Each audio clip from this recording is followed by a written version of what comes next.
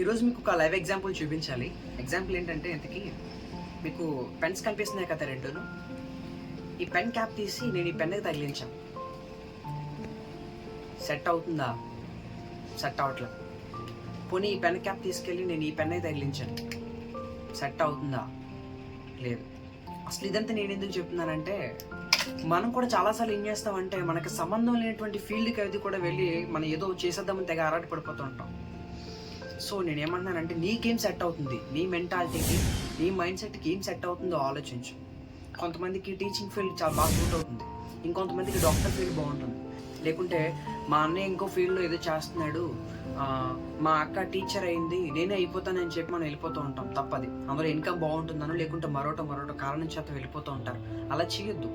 నీకేం బాగుంటుంది, నీ మెంటాలిటీకి ఏం సెట్ అవుతుంది, నీ ప్యాషన్ ఏంటో దాన్ని ఐడెంటిఫై చేసి అందులో పనిచేస్తే చాలా చాలా హ్యాపీగా ఉంటాం. అందులో మనం అచీవ్ చేస్తామా, సక్సెస్ అవుతామా, ఫెయిల్ అవుతాం పక్కన పెడదాం కాసేపు.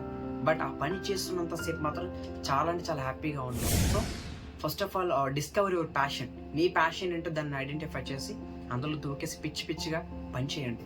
అంతే.